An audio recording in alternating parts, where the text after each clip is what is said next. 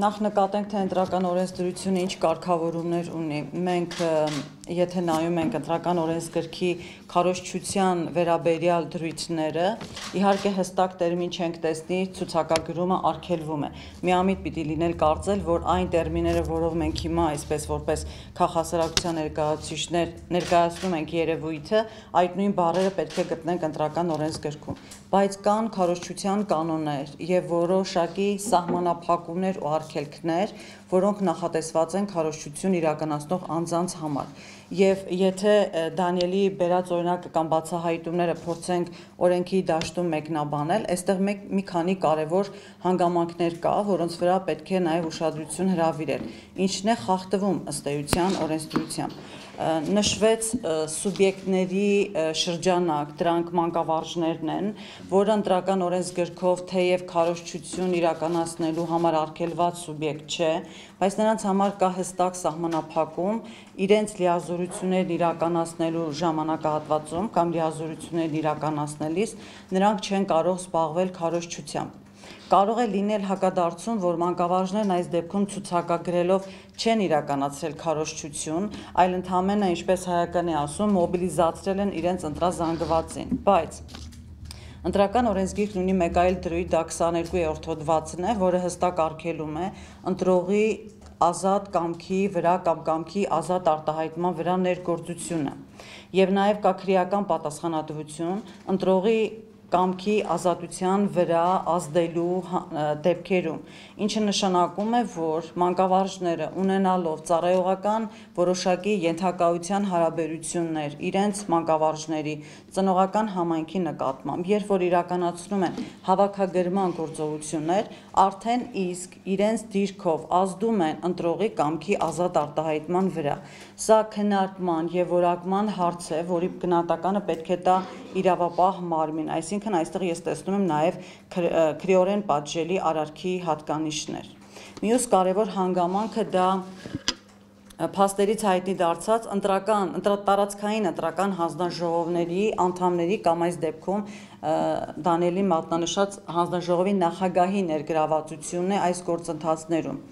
Ընտրական օրենսգիրքը հստակ արգելում է, որ ընտրական հանձնաժողովի անդամները իրավունք չունեն զբաղվելու քարոզչությամբ։ Այս ամբողջ գործընթացը հավաքագրում է ոչ այլ ինչ է, քան կոնկրետ թիմի համար աշխատանք եւ քարոզչություն։ Այսինքն այստեղ թույլ է տրվել վարչական իրավախախտում, կա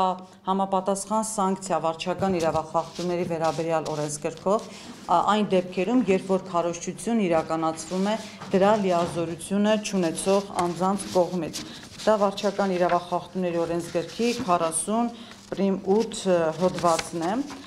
Ցավոք մենք մի թերություն ունենք մեր ընտրական օրենսգրքի մեջ, չկա որևէ պատասխանատվություն այն դեպքում, երբ որ սուբյեկտն իրավունք ունի քարոզչություն իրականացնելու, բայց քարոզչություն իրականացնում է սահմանված կարգի խախտմամբ։ Մենք ունենք դեպքեր, ենթադրենք բարեգործությունը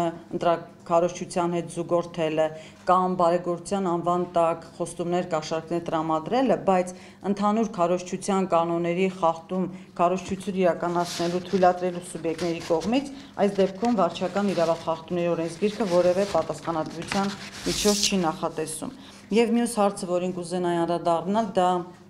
ըստ էության իրավապահ մարմինների կամ իրավասու մարմինների անգործությունն է, որպիսի պարագայում ՀԿ-ներն են իրենց վրա վերցնում իրավապահ մարմինների ֆունկցիան։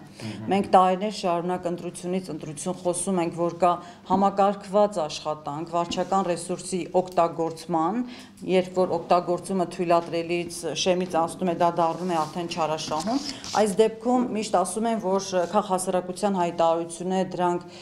մերկապարանոց են, որևէ ձևով փաստարկված չեն, բայց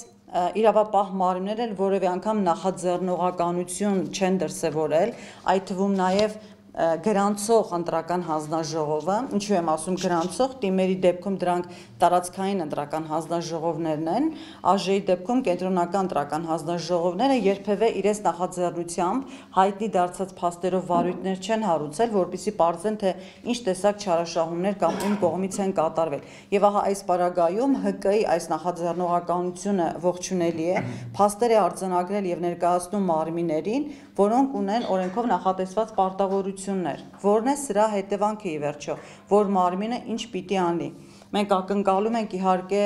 այդ